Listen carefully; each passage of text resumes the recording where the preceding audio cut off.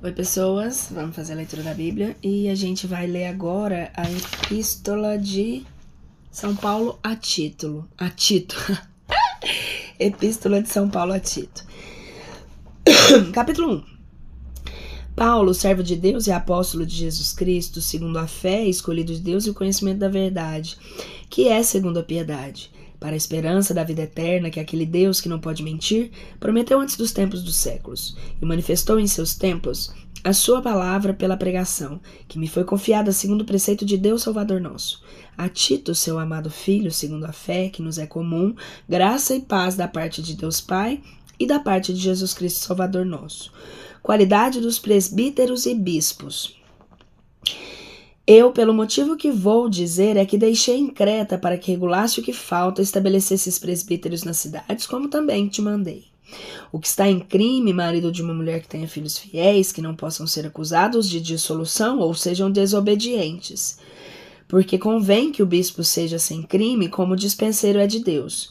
Não seja soberbo, nem iracundo, nem dado ao vinho, nem propenso a espancar e nem amigo de sorte das ganâncias, mas que seja inclinado à hospitalidade, benigno, sóbrio, justo, santo e homem de temperança, que abrace constantemente a palavra da fé, que é a segunda doutrina, para que possa exortar conforme são a doutrina e convencer aos que contradizem.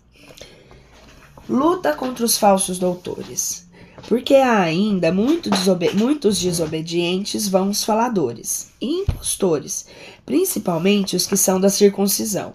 É necessário convencer esses tais que transformam casas inteiras, ensinando que não convém por torpe ganho. Disse um dentre eles, o próprio profeta seu, que os de Creta sempre são mentirosos, mas bestas, ventres preguiçosos. Esse testemunho é verdadeiro, por cuja causa repreende-os asperamente, para que sejam sãos na fé. Não deem ouvidos a fábulas judaicas, nem ao mandamento de homens que se apartam da verdade. Para os limpos de todas as coisas são limpas, mas para os impuros e fiéis não há limpo. Antes se acham contaminadas tanto a sua mente quanto a sua consciência. Eles confessam que se conhecem a Deus, mas negam-no com as obras, sendo abomináveis e rebeldes e reprovados por toda a obra. O que se há de ensinar aos anciãos, jovens e servos? Capítulo 2. Tu, porém, fala o que convém à sã doutrina. Ensina aos velhos que sejam sóbrios, honestos, prudentes e sãos na fé, na caridade e na paciência. Semelhantes a anciãs, mostrem no seu exterior uma compostura santa, que não sejam caluniadoras, não dadas a muito vinho, que ensinem o bem, que instruam na prudência as mulheres moças, que amem aos seus maridos, que queiram bem aos seus filhos, que sejam prudentes, castas, sóbrias, cuidadosas da casa, benignas, sujeitas a seu marido, para que a palavra de Deus não seja blasfemada. Exorta também os mancebos para que sejam regrados. Faze-te a ti mesma um exemplar de boas obras em tudo, na doutrina, na integridade e na gravidade. As tuas palavras sejam sãs, irrepreensíveis, para que os nossos adversários se envergonhem, não tendo o que dizer de nós mal algum. Exorta aos servos que sejam submissos aos seus senhores e que em tudo comprazam, que os que não contradigam, que os que não fraudem em nada, mas que em tudo lhe testemunham inteira fidelidade, para que assim façam respeitar a todos a doutrina de Deus, nosso Salvador. A graça é o fundamento dessas exigências. Porque a graça do Deus, nosso Salvador, apareceu a todos os homens, ensinando-nos que, renunciando à impiedade e às paixões mundanas, vivamos nesse século sóbria, justa e piamente, aguardando a esperança bem-aventurada e a vida gloriosa do grande Deus e Salvador, nosso Jesus Cristo, que se deu a si mesmo por nós outros para nos remir toda a iniquidade e para nos purificar para si como povo agradável, seguidor de boas obras. Prega essas coisas e exorta, repreende com toda a autoridade. Ninguém te despreze. Capítulo 3. Deveres dos cristãos. Adverte-os que sejam sujeitos aos príncipes, aos magistrados, que lhe obedeçam, que sejam prontos para toda boa obra, que não digam mal de ninguém, nem sejam questionadores, mas sossegados, mostrando toda a mansidão com todos os homens. Porque também nós, há algum tempo, éramos insensatos, incrédulos, metidos no erro, escravos de várias paixões e deleites, vivendo em malícia, inveja, indignos de ódio e aborrecendo-nos uns aos outros. A graça de Jesus Cristo, fundamento desses deveres.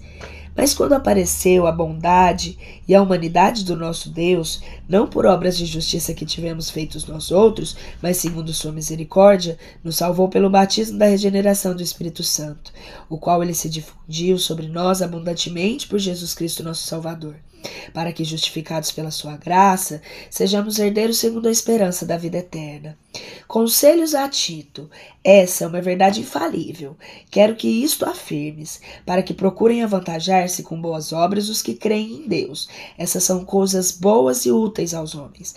Mas foge de questões impertinentes, de genealogias e de disputas, contestações sobre a lei, porque são inúteis e vãs. Foge do homem herege e depois da primeira e segunda correção, sabendo que o que é tal está pervertido e peca, sendo condenado pelo seu próprio juízo.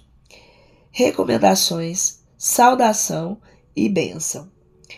Quando eu te enviar a Artemas ou a Tiquício, apressa-te a vir comigo a Nicópolis, porque tenho determinado passar ali o inverno.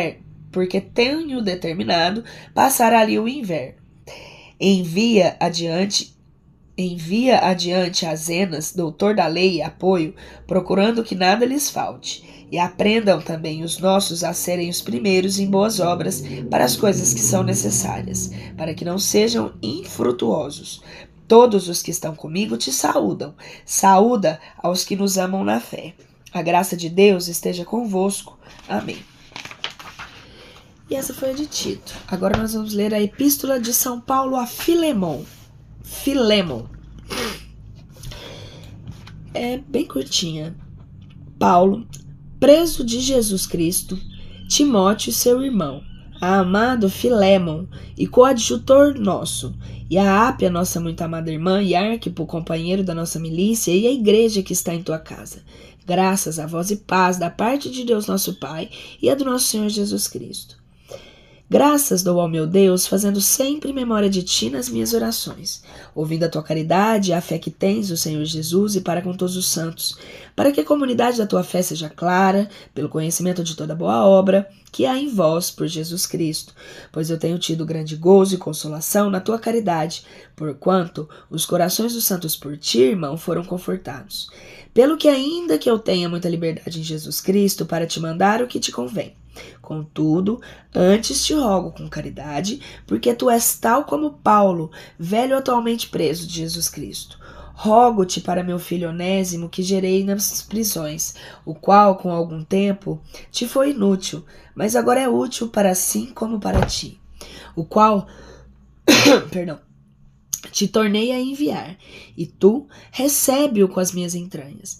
Eu queria demorá-lo logo comigo, para que me servisse por ti nas prisões do Evangelho, mas, sem o seu consentimento, nada quis fazer, para que o teu benefício não fosse como por necessidade, senão voluntário, porque talvez ele se apartou de ti por um tempo, para que o teu recobrasse para sempre, não já como um servo, mas em vez de servo um irmão muito amado, principalmente de mim, e quanto mais de ti assim na carne como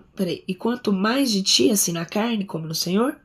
Portanto, se tens companheiro, recebe-o como a mim. E se algum dano te fez ou te deve alguma coisa, carrega-o sobre mim. Eu, Paulo, o escrevi de mão própria. Eu o apagarei, por não te dizer que a ti mesmo te me deves. Sim, irmão, eu me gozarei de ti no Senhor. Recreia as minhas entranhas do Senhor.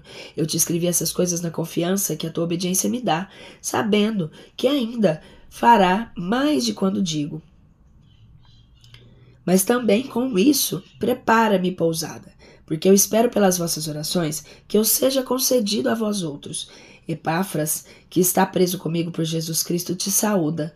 O mesmo fazem Marcos, Aristarco, Demas e Lucas, que são meus coadjutores.